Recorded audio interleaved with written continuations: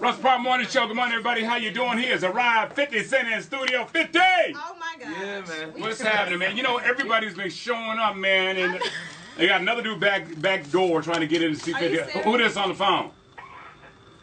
Boy, Weezy, I'm baby. What's up, right? Hey, what's up, Weezy? How you doing, man? What's up, Wayne? Come through, you know what I mean? I got to see 50. What up, Phil? What's up, baby? How's everything? Everything is good, man. I'm just trying to come through, man. They're not trying to let me in the back door. I can't get in. Well, you know, actually, we only have a special guest, and you didn't get a VIP pass. You know, sorry. But yeah, that's why I was calling to see if I get the VIP pass. 50, man. Come on. No, can't help you out, man. Can you get back to us later? Maybe you can call him on your own time? Well, I guess I can try the car. I don't know what. All right, you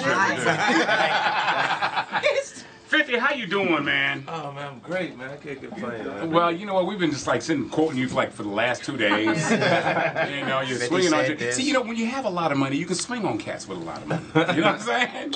But you know, we're not mad at you. But basically, you know, obviously you got movies coming out, right. You got albums coming out. You got your hands in a whole bunch of things right now. The Bible. I've been actively working. That's off the hook.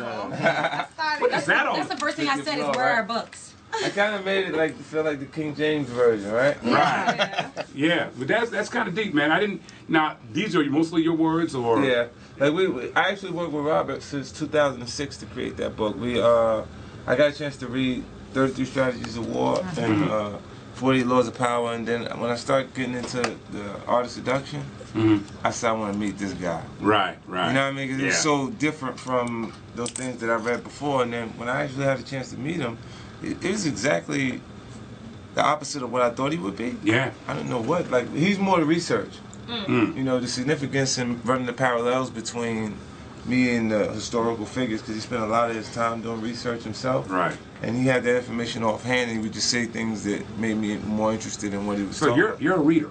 Yeah. See, that's kind of interesting for all you young folks out there listening.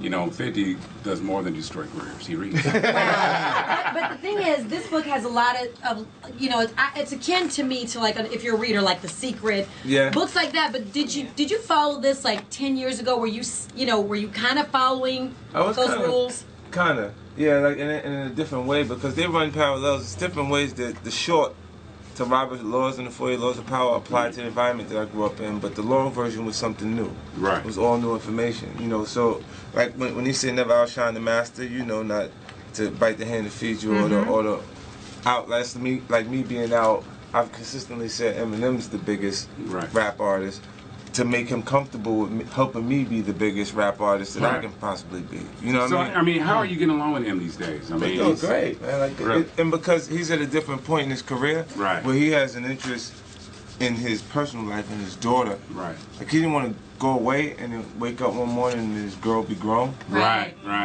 And that happens, man. Quickly, how time flies. Now, you know, let's we'll end the deep part of this interview. And you know, listen, I don't know if you're still swinging on Rick Ross, but didn't you just kind of finish him off already? I saw a video. I mean, haven't you crushed it? Isn't he already crushed by now? Yeah, it is. He's done. You know what it is? I hit him, right? And they expect him to die right there. And they die 6 months later. Right. It's a delayed effect. Yeah, like I hit Joe 6 months later. He came out and sold 8,000 records. 8,300. But don't you feel kind of bad? Do you feel like, dang, I really ruined this guy's career? I actually don't. Like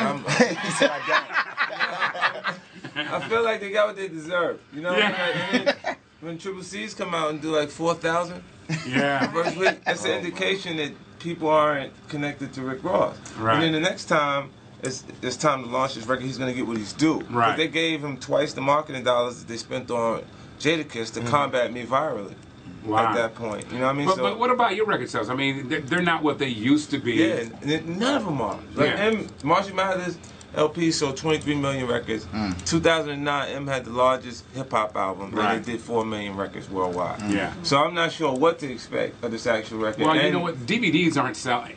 Everything is download.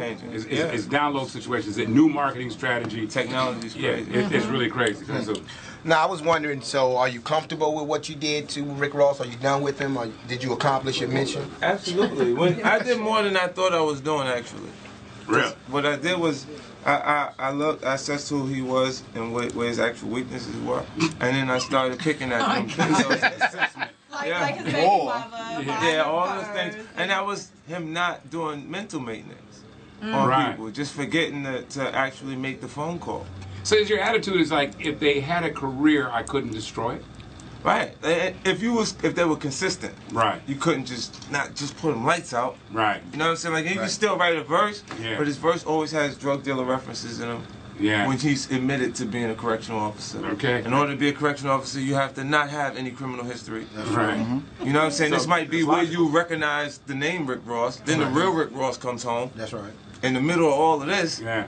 And it's looking at you like, why you didn't contact me to just get permission? And that's a legitimate lawsuit. His real name is Rick Ross. Yeah, that's true. That's true.